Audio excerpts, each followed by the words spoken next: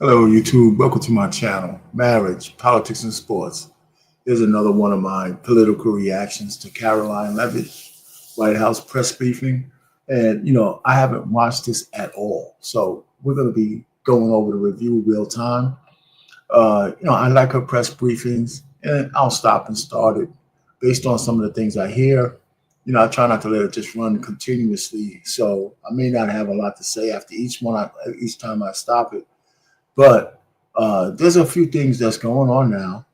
I did a live on the Black Man Unfiltered network called the First 100 Days.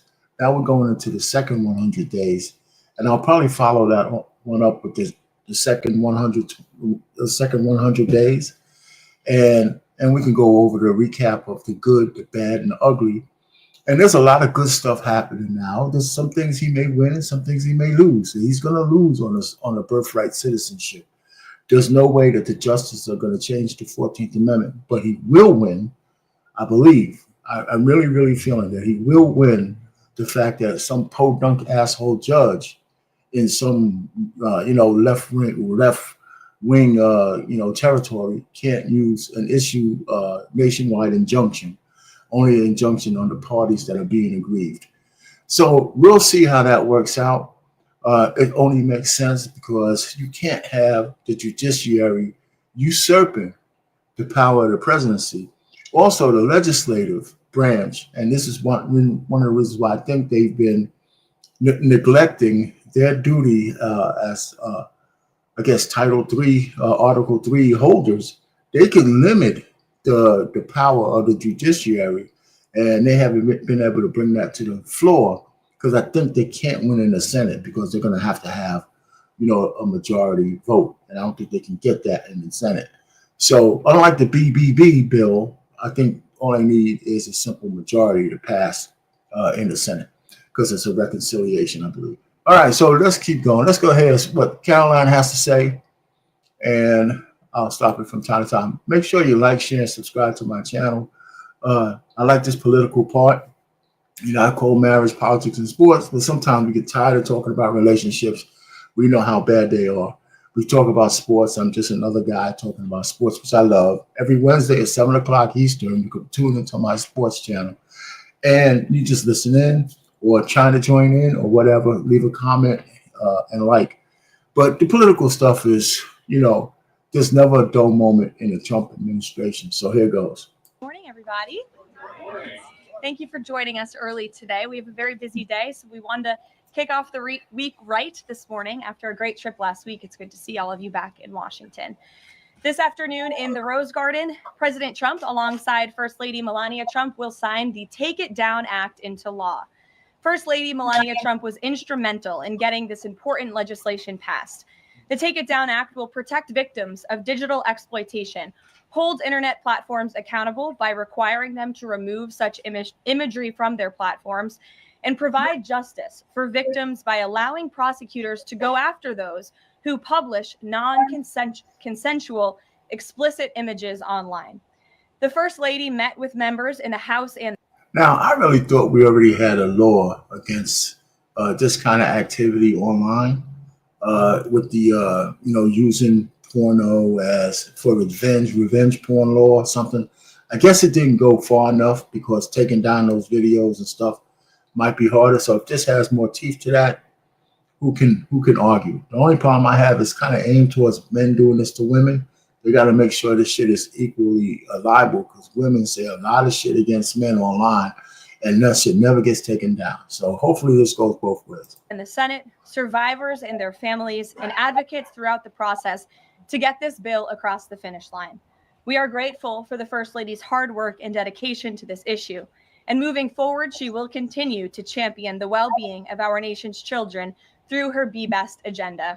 I know the president looks forward to signing that bill into law later this afternoon, and we will see you all there. In other news, the One Big Beautiful Bill passed. When she gets to that, I have a lot to say on, hey, what's going on, Curtis? I have a lot to say on the illness. So I'm gonna wait till she gets to that point. But you're absolutely right. That diagnosis, he must have been walking around with that. Maybe the whole presidency. Who knows? So we'll see. Passed the House Budget Committee last night, bringing it one step closer to final passage. The One Big Beautiful Bill is perfectly named because it represents a once-in-a-generation opportunity to deliver on the Make America Great Again agenda responsible for President Trump's landslide victory on November 5th. The America First policies in this bill are the reason why Republicans currently have the majority in Congress right now. Passing this bill is what voters sent Republicans to Washington to accomplish. And that's why it's essential that every Republican in the House and the Senate unites behind President Trump and passes this popular and essential legislative package. This bill will be the single most pro-small business, pro-family, and pro-American worker legislation ever. This bill will give Americans the largest tax cuts in our nation's history. When Republicans pass the bill, Americans will be keeping more of their hard-earned money and taking home much bigger paychecks. The One Big Beautiful Bill will deliver some of President Trump's central campaign promises. No tax on tips for our hardworking waiters, waitresses, and service workers. No tax on overtime for our law enforcement officers, our firefighters, and all those Americans who are putting in extra hours to make ends meet. And a large tax deduction on interest payments for Americans who purchase American-made cars. Despite desperate Democrat lies, the biggest beneficiary of this tax cut will be working-class Americans and their families. Americans earning between $30,000 and $80,000 per year will pay about 15% less in taxes after this legislation is passed. And according to a brand new paper from the White House Council of Economic Advisors, the average family with 2 children's take-home pay will be up to $13,000 higher because of the increase in wages and reductions in tax obligations. The CEA study also said that the average overtime worker receives a tax cut of roughly $2,000. Again, this is great news for our nurses, our police officers, and all those who work overtime to make ends meet across our country. Put simply, President Trump's One Big Beautiful Bill will be a boon for working class America. You know, the one thing that she's got to be honest about, and she won't do it here, is that it's probably not a lie that if it's good for middle America, it's going to be fantastic for the billionaires out there and the millionaires. Now, I don't necessarily think that that's a bad thing, but there should be some conversation to kind of cut that off at the pass when people try to belittle how much the middle class might benefit from this only because rich. So it should be some kind, I mean, I know it might take away from the bloom of the rose, but you could say, yeah, you know, if you could make a case that the rich might get richer on this bill, but this time they're making sure they take everybody else with them. You know what I'm saying? Something like that. I mean, whether it sounds like crazy shit, but I think that would head the Democrats off at the pass. You know, so, well, she ain't going to say it, but I think that would have been smart. This One Big Beautiful Bill is also pro-family. It will increase the child tax credit to $2,500 per child, establish optional savings account for newborn babies with a $1,000 credit added, and strengthen paid family leave. This bill also delivers historic tax relief to America's seniors by allowing middle and low-income Social Security recipients to deduct an additional $4,000 in payments from their taxable income. If Democrats get their way and the Trump tax cuts are not extended, Americans will face the largest tax hike in history to the tune of $4 trillion. Republicans must not side with Democrats in helping them raise taxes. The One Big Beautiful Bill also provides critical protections of Medicaid, which will strengthen and preserve the program for decades to come through common sense efforts to eliminate waste, fraud, and abuse. Medicaid will no longer be used to pay for barbaric gender mutilation procedures on minor children. And the 1.4 million illegal aliens who are currently improperly receiving Medicaid benefits will be kicked off the program to preserve it for hardworking American citizens who need it. President Trump and Republicans are protecting Medicaid. The last two things she just said, I can go 100% behind that. Democrats get in, you know, we're going to be paying Medicaid for, you know, frogs and alligators and shit like that if we left it up to them. Benefits for pregnant women, children, disabled individuals, low-income seniors and families, and the most vulnerable Americans in our society. And that's what Democrats are so angry about. Basic Medicaid protections that will stop the funding of transgender insanity and illegal aliens from ripping off American taxpayers. As you all know, over his first 4 months in office, President Trump ended the previous administration's open border crisis and secured our homeland in record time, all using executive authority. Now Congress needs to act. The One Big Beautiful Bill is the most significant investment in our nation's border patrol and law enforcement agents in our nation's history. The bill ensures that President Trump's popular and successful border security measures are made permanent. Republicans have the backs of Border Patrol and ICE agents who were put through hell over the past 4 years and have quickly worked to secure our southern border. And that's why this bill gives them more resources to do their jobs, including a $10,000 much-needed bonus to ICE agents and Border Patrol agents over the next 4 years. To provide those brave agents with desperately needed reinforcements on the ground, the bill allows for the hiring of thousands of new ICE personnel, customs officers, and Border Patrol agents.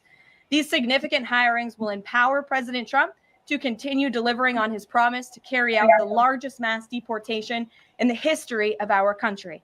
Again, that is a promise that Republicans made to American voters. It's a promise they were elected on, and it's a promise Republicans on Capitol Hill need to keep: secure our border. To supplement those efforts, the bill's funds will fund the completion of President Trump's signature border wall.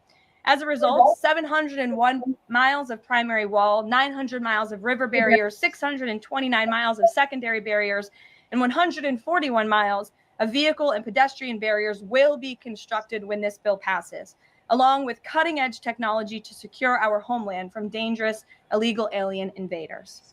This bill also advances our national security and defense interests by ensuring the United States military has the necessary resources to remain the strongest and most lethal fighting force in the world.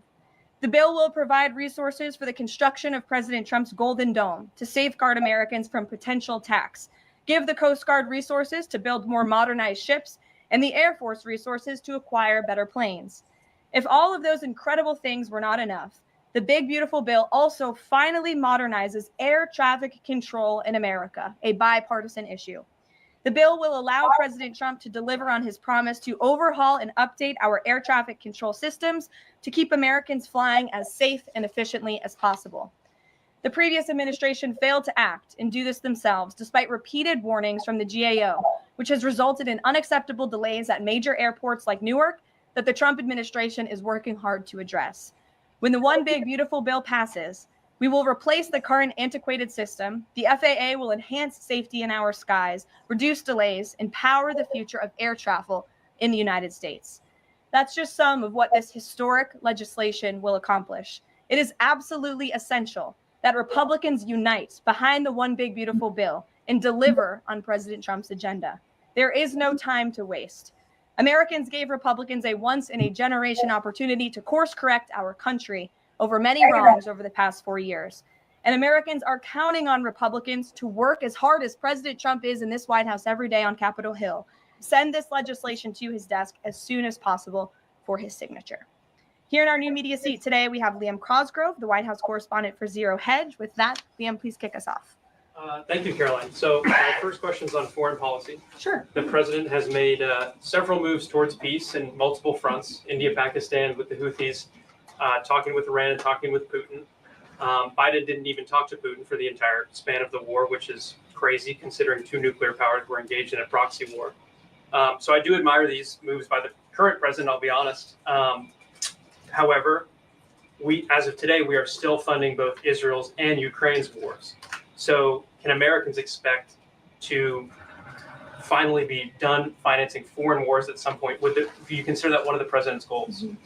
Well, I think I can summarize the president's foreign policy agenda with 2 words: America first. And that means putting the American people and the American taxpayer first. And that's why the president is moving as quickly as he possibly can and working overtime to end these conflicts in both Israel and in Gaza, and also the Russia-Ukraine war. As you all know, the president will be speaking with Putin at 10 o'clock. He plans to call President Zelensky when that call concludes. I spoke to the president about that call at 10 o'clock. I don't want to get ahead of those very important conversations, but of course you will hear directly from the president or me after those calls conclude today. So you can expect that. As for Israel and Gaza, the president continues to not only himself, but his national security team engage in talks on both sides of this conflict. The president made it very clear to Hamas that he wanted to see all hostages released. And last week, when we were flying out of town, there was great news on that front with the return of Eden Alexander, who is the last remaining hostage in Gaza. So to answer your question, the president is always thinking about the American people, the American taxpayer first. He wants these conflicts to end, not just to save money, but most importantly, to save lives. She didn't answer the question. Because all the rest of the stuff you said, Caroline, is just bullshit, man. The only real evidence that we have that we're no longer being involved in this bullshit, regardless if they keep killing each other, is if we keep financing them. Israel doesn't give a shit about what we say as long as we pay the money. So if if the money's not on the line, everything we say is bullshit, and we all come from the streets. We know it's what you do that matters. And in Ukraine, one of the reasons why they keep fighting is because we keep funding them. So, that's the stick. If we're not going to stop the money, then everything else is just pure bullshit, okay? Let's just stop it, all right? Thank you. And my only other question for you is, so over the weekend, President Trump posted Truth Social a video highlighting what most people call the Clinton body count, which is the strange number of suicides that seem to happen in Clinton circles. I have a headline here from the Washington Post that said, Trump peddles false conspiracy theories tying the Clintons to several deaths. So I just wanted to highlight real quick, this wasn't in Trump's video, but this is from the Arkansas Times. And it's the death of Mark Middleton, who was a former Clinton White House aide, who was found dead on a Clinton Foundation property. And I'll just quote from the Arkansas Times. Middleton apparently shot himself in the chest with a shotgun and also hung himself from a tree with an extension cord. So I have no idea how somebody commits suicide that way, but if the Washington Post is here, maybe you can enlighten us as to how that was actually a suicide. So anyways, that's just a lead into my question about the most famous Clinton-related suicide, which is that of Jeffrey Epstein. There's still a lot of questions around that case. You've released phase 1 of the Epstein files. What was missing from that is any connection to his ties to intelligence agencies, and that's really the whole story, that not just trafficking young girls, but doing it on behalf of intelligence agencies, and even potentially as part of a blackmail ring with potential ties to the Israeli government. So for phase 2, when can we expect it? Will it have information pertaining to those aspects of the Epstein case? I know the Attorney General has committed to releasing those files. Listen, man, these are some good questions this guy's asking. He's asking some serious questions. And she's not going to answer this one either. She's going to give him some lip service. That's a serious ass question. Nobody believes Epstein committed suicide. Nobody believes that. It's just, the way the newspapers came out all of a sudden and said, oh, yeah, they didn't even say it was apparent suicide. You know how they used to say alleged this, apparent that? They just came out with a news thing, said, oh, he committed suicide, so it's over.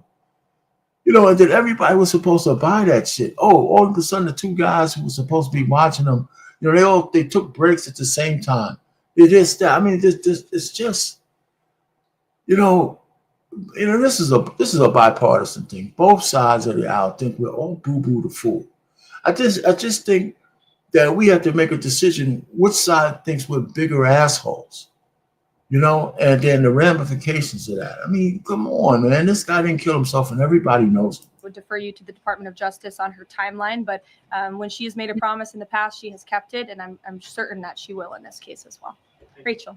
Thanks so much, Caroline. Sure. The president set a 2-week deadline for Ukraine and Russia to negotiate a deal. That time is now up. Does the president intend to set a new deadline on this call with President Putin? And how much longer is he willing to give these talks? Yeah, I don't want to get ahead of the specifics of the conversation the president will be having with President Putin in less than an hour this morning. But he has made clear throughout the entirety of this conflict, since he inherited it from Joe Biden. Don't forget, this is a war that began because of the previous administration's incompetence and weakness, and President Trump is working very hard to fix it. He has made it clear to both sides that he wants to see a peaceful resolution and a ceasefire as soon as possible. But as for specifics on a timeline, I won't get ahead of the president. And just on the goals for this call in particular, is the goal to get Putin to agree to a ceasefire? Is the goal to lead to some sort of in-person negotiations with Putin and the president? Well, I think, again, we'll see how the call goes goes, and the president has made it clear his goal is to see a ceasefire and to see this conflict come to an end. And he's grown weary and frustrated with both sides of the conflict. The president and his team have put an enormous amount of effort in solving this very complicated war that, again, began because of the last administration's weakness. Does he still want to meet Putin personally? I think the president would certainly be open to that, but let's see how this call goes today. What's the status of the secondary sanctions package? The president's been talking about that. You haven't imposed them yet, but is that still on the table? I think everything's on the table, yes. And again, I won't get ahead of the president in any commitments or decisions, but certainly it's something he's been looking at and discussing.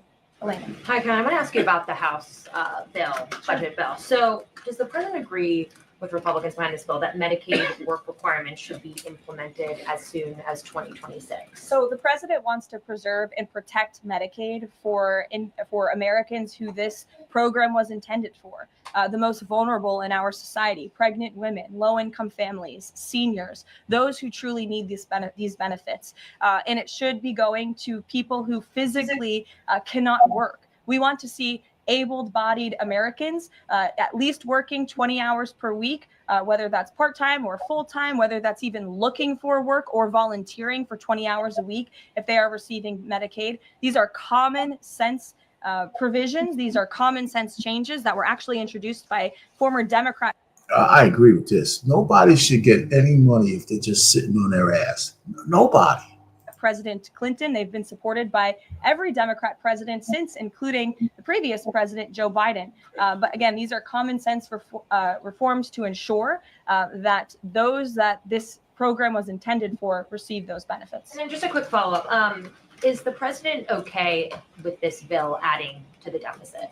This bill does not add to the deficit. In fact, according to the Council of Economic Advisors, this bill will save $1.6 trillion. And the president absolutely understands and hears the concerns of fiscal conservatives and of Americans who want to get our fiscal house in order. That's what the intention of this bill is. There's $1.6 trillion worth of savings in this bill. That's the largest savings for any legislation that has ever passed Capitol Hill in our nation's history. The next bill that even comes close was $800 billion. That's less than half of the savings that we see in the One Big Beautiful Bill. And so the goal of this bill is to produce economic growth, to cut taxes, and to get our fiscal house in order. And this is the right step in the right direction towards doing that. Thanks. Edward. Yes, thanks. And then I'll go to you. Thanks, You're welcome. I want to get the president's reaction to Moody's downgrading the credit rating of the United States.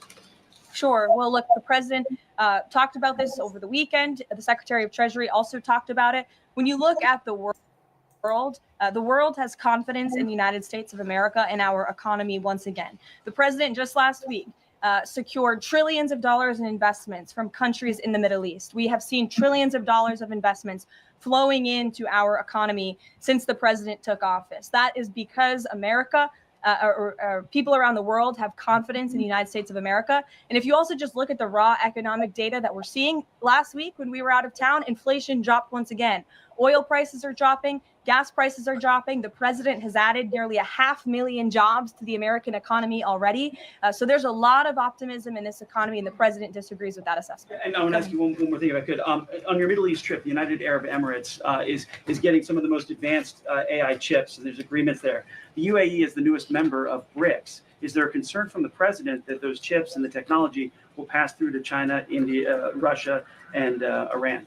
Part of going to the Middle East was to ensure that the United States, that this part of the region, both partners know that the United States of America is there for them again, and that they should be investing in the United States, not in China. And these AI agreements, particularly the one the Secretary of Commerce signed in the UAE, has security guarantees to ensure that China is not getting the advantage, but the United States is getting the advantage when it comes to AI, and that the UAE and the U.S. are working hand in hand together to invest in this space. So read the agreements, there are security guarantees, and this was a great trip for the country, no doubt. Go ahead. Thanks, Caroline. Prime Minister Netanyahu of Israel has said today that Israel will take control of all of Gaza. Is that a goal that President Trump is comfortable with or that he supports? I'll have to talk to the president about those comments as they just came, I believe, from the prime minister this morning, and I'll let him speak on that. The president has made it very clear he wants to see this conflict in the region end. He wants all hostages to be released. He was pleased that Eden Alexander was returned home safely to his loving family. The president spoke with Eden directly while we were traveling to the Middle East last week. As for the prime minister's comments, I'll let the president himself respond to those. Sure. Two questions. One, how involved does the president intend to be directly in talking to House members about the bill over the next couple of weeks or the next week? Sure. Well, over the weekend, the president was in direct conversation and communication with the Speaker of the House. He's been very involved. He always is. He's willing to pick up the phone when he is asked to. So he'll continue to be very engaged in this process with both House members and his friends on the Senate side as well. And on former President Biden's cancer diagnosis, the president put out a very nice message on Truth Social. Has he talked to President Biden directly? Does he intend to call? What does he intend to say directly? Not to my knowledge. I don't believe they have spoken, but I'm sure the president would be open to doing that. I spoke to him last night about the former president's cancer diagnosis, and the statement that he put out was the initial reaction he had with me on the phone as well. Peter. All right. So I don't know if she's going to go a little bit more into the cancer diagnosis, but, everybody's prayers and stuff go to anybody who's diagnosed with cancer. But the issue really is, and I don't know whether, I guess she's going to have to come back to it because it's just an announcement. She just briefly touched on it. So I really want to know if she gets really hot and heavy on it. And that's when I want to comment, because there's something in this as a message to the Democratic Party, especially to all those women who wanted Kamala Harris to be president. Follow up on former President Biden. White House doctors may have missed the early stages of his prostate cancer. So is President Trump worried about the quality of care that presidents get here? Not as far as President Trump is concerned. The White House physician we have here is phenomenal, and the team of physicians that take care of the president, particularly at Walter Reed Medical Center, are great. The president had his physical recently, as you know. He had perfect results. He's in very good shape. I think those of you who traveled to the Middle East with us last week can attest to the president's endurance. And by the way, I will add, we returned home from a very long and tiring trip last week. And on Saturday, where was the president? In the Oval Office working all day. He doesn't stop. He doesn't quit. He's in great health, and he trusts his physicians. Two more things. Putin ghosted everybody at these peace talks last week. As President Trump phones him today to try to figure out an end to the Ukraine war, does he think that Putin is the good guy or the bad guy? I'll let the president speak on that conversation later. He's made his feelings about both sides of this war quite clear throughout it. He wants to see it end. And Annie, the last one, what does President Trump mean when he says that Taylor Swift is no longer hot? Look, he is speaking about Taylor Swift's political views and how perhaps it has impacted the support of the American public for her work. And I will leave it at that. Annie, go ahead. Thanks so much, Carolyn. I'm just going back one more time to the White House Medical Office, because there seems to be some question about this with regard to President Biden's screening. Can you say whether or not President Trump is screened for prostate cancer as part of his physical? To the best of my understanding, he is, but we can certainly check in with the White House physician and go back and look at that physical report. And then just one other question. Recently, Stephen Miller at the White House made some comments about considering suspending habeas corpus. And I'm curious if there's any update on how the White House is exploring that option to enact the president's agenda. I don't have any update at this time, but I can check in with our Deputy Chief of Staff. Mary Margaret, go ahead. Thanks, Caroline. Given the ongoing revelations about the former president's mental acuity and how staff and media covered that up, especially with the release of this book, 2 days, I think, is there any interest in further scrutiny of Kevin O'Connor, the former president's physician? I'll let the president speak on that. I spoke to the president again about the former president's health diagnosis last night, and he wanted to extend his warmest wishes to the former president and his family. But as for any further action, I'll let the president speak on that first. Michelle. Vice President Vance's meeting with Zelensky. Can you share any more information on that? My understanding was it was a good meeting, a productive meeting, and we're grateful that the vice president did it and that he also went to the Pope's first Mass in Rome. I also have an update on that. The vice president passed along a letter to the Pope from the president and from the First Lady, extending their warm wishes and inviting them to the White House as soon as they possibly can come. Michelle. On Iran, Steve Witkoff said yesterday that continued enrichment is a red line for the U.S. The Iranian foreign minister says that's going to continue no matter what. How committed is the U.S. to that red line, and what's the next step for the next round of talks? We are 100% committed to that red line. The president, Special Envoy Witkoff, Secretary Rubio have made that incredibly clear, not just to the American public, but also in those discussions that Special Envoy Witkoff has had directly with the Iranians. And the next round of talks? I don't have an update for you, but we can get one. To the back row. Go ahead. Thank you, Caroline. You're welcome. South Africa's president says he's going to come to the White House to meet with President Trump on Wednesday. What are the president's expectations for that trip? And South Africa's president recently said he believes the folks that have been resettled here recently are cowards running away from problems in South Africa. Does the White House have a response to that? So I did see the South African president put out that statement. I want to confirm on our end with our Secretary of State and National Security Advisor, and we'll get back to you on that. Monica. Yeah, that South African thing is way overblown. I think the president overstepped, not by bringing these people here, but by calling it a genocide.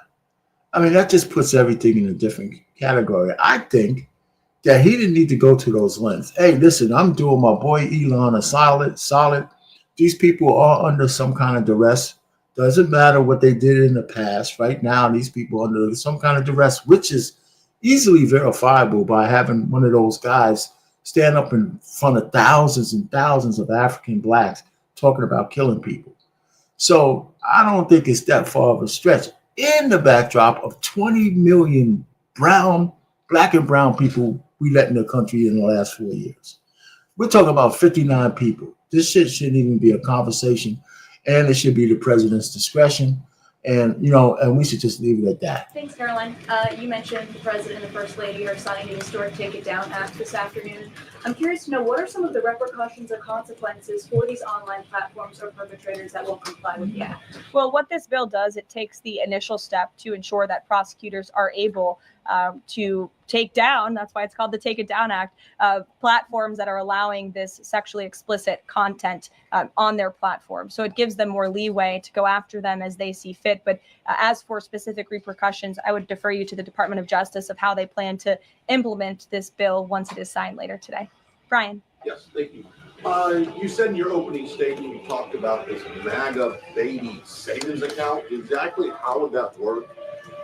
Who would be eligible for it? I'm assuming women would be eligible for that. Yes. So one of the provisions in the One Big Beautiful Bill, as I said, this is a very pro-family piece of legislation. Not only does it increase the child tax credit, but it also includes MAGA baby savings accounts for children that are born before January 1st, 2024, under 8 years old, U.S. citizens, and have at least one parent with a valid Social Security number. And when this tax provision becomes law, the child, if the parents seek to do this, will be set up with a savings account. Essentially, it's a 401k for a newborn baby. And child's relatives, their parents, can contribute up to $5,000 per year of after-tax dollars annually to that account. And then later in the baby's life, at age 25, savings account holders can withdraw up to the full balance of the account. Upon reaching 30, the account holders can access the full balance of the account for any purpose desired. So this is a very, very good thing. I don't see how anybody could argue with that. It's just starting out a kid that young with putting some money aside, the kind of money that we waste, put it to good use to your kids. And by the time they're in their 20s, if you do that religiously, much less if you could do the max, that's something unbelievable. But anywhere between $100 a month and the max is better than what people do now. I think that's a great thing. It's a great initiative for new parents, new mothers who want to set up this savings account for their children. Ouija. Thank you, Caroline. President Trump and his tough economic aides have repeatedly said that Americans will not pay the cost of tariffs. In fact, last week, Lutnick said people have to drop the, quote, silly arguments that consumers would pay. the cost. But over the weekend, as you know, the president posted that Walmart should eat the tariffs and not charge the value customer anything. I'll be watching, and so will your customers. So does he acknowledge that if companies don't absorb the full cost, Americans will have? I was gonna say, since when did Lucy Liu become a correspondent? I'm only joking. Lucy Liu's fine. So I said, Lucy Liu, that's not her. To pay? Well, first of all, the CEO of Walmart made those comments about the tariffs on an early earnings call where CEOs, I believe, are legally obligated to give the most dire warnings and forecasts to their investors and stakeholders. The reality is the president has always maintained, Chinese producers will be absorbing the cost of these tariffs. And that is why China was so quick to hustle to the negotiating table with the United States of America. They need our markets, they need our consumers. And I would again point you to the inflation report that came out last week showing that inflation is declining in large part because energy prices are dropping across the board in this country because of the president's robust energy agenda that he has taken since January 20th. So the president is committed to ensuring that prices remain low for American consumers, and he maintains the position that foreign countries will absorb these tariffs. What does he mean by I'll be watching to Walmart? He'll be watching, seeing what they're doing. Jennifer. On the gift plane from Qatar, 3 things. Is there a timeline for the U.S. receiving that plane? Do you know how long it will take to retrofit the plane to presidential standards? And thirdly, has the intelligence community, security folks, have they weighed in on whether that plane can actually be secured to presidential standards? I'm glad you brought up this question because I was watching the American press spew a lot of misinformation about the plane donation last week when we were abroad. Let's be very clear. The government of Qatar, the Qatari family, has offered to donate this plane to the United States Air Force, where that donation will be accepted according to all legal and ethical obligations. It will be retrofitted to the highest of standards by the Department of Defense and the United States Air Force. This plane is not a personal donation or a gift to the President of the United States. And everyone who wrote that last week should go and correct their stories because this is a donation to our country and to the United States Air Force. As for a timeline, because it is the United States Air Force that is accepting the plane, I would defer you to them for specifics because the president, frankly, has nothing to do with it. It's the Air Force's project to take on. Sure. Elizabeth. Thanks so much, Caroline. Did the president call fiscal conservatives who are hesitant to vote for the big, beautiful bill? And if so, what did they say? What did he say? I don't reveal the president's private discussions unless he gives me the liberty to, but he has been engaged in this process. He spoke to the Speaker of the House, and he will continue to make those phone calls if it's necessary for him. Sure. Thank you, Caroline. I'll go to both of you. Go ahead. Thank you. Any updates on Greenland? Will the president be making any trips, and do we have any details you can share with us? I don't have any future foreign trips to read out for you. We just returned home from one. But the president maintains the reasoning for Greenland's strategic purposes in the Arctic. And he continues to remain committed to the idea of obtaining Greenland in whatever means we can to advance our national security interests in the region. Sure. Thank you, Caroline. I have a question. Was Lebanon part of the discussions during the Middle East tour? And did you meet with any Lebanese representatives? To my knowledge, the president did not meet with any representatives from Lebanon, although he did talk about the election that they recently had there and how he hopes that Lebanon can come to a more peaceful place in their country and that we drive out Hezbollah, Iranian-backed Hezbollah proxies in Lebanon to ensure peace and prosperity in that country and also for the greater Middle Eastern region. And I would just add to that before I wrap up, because the president's call will begin in a few minutes. The president's historic tour to the Middle East last week truly reset our foreign policy agenda in that region. I think actually, in fact, the Washington Post had a headline, President Trump remakes U.S. foreign policy in the Middle East. And that's absolutely true. He took a courageous and bold step to lift sanctions on Syria. He strengthened our ties with our Gulf partners, and he put Iran into a very difficult position because the United States of America is back. And I will summarize the president's trip with an anecdote that I heard directly from a member of one of the foreign delegations. I asked him how hopeful their country was when they learned President Trump won the election. And he told me when President Trump won the election, it was like the lights turned on in a dark room. For the past 4 years to the rest of the world, America was dark. We were unresponsive. We did not pick up the phone. We did not return calls. All of that has changed under the leadership of this president. And I think the world saw that last week with this historic and wildly successful trip. And the work continues. The president will be speaking to President Putin at 10 a.m. and we'll have a readout for you after that call. And we'll see you in the Rose Garden at 3. All right. So, yeah, we got all this other stuff coming up. Listen, the one thing I thought they were going to talk a little bit more about is the Biden sickness. It's probably safe to say that this cancer was bothering him. Let's be generous, for at least 2 or 3 of the years he was president. And part of his quick decline was probably all of those drugs they were putting in his body to keep him moving, right? So the question now becomes, who was running the country when this guy was convalescent? And then his mind snapped. The thing with the special agent, her, saying, I can't prosecute this guy because he's really essentially, he's soft shooted. He really wanted to say he's too incompetent to stand trial. You know, and they got on his case for saying, well, you know, he's an elderly old man. They'll feel sorry for him. That was his euphemism of saying the president was too, infirm to stand trial.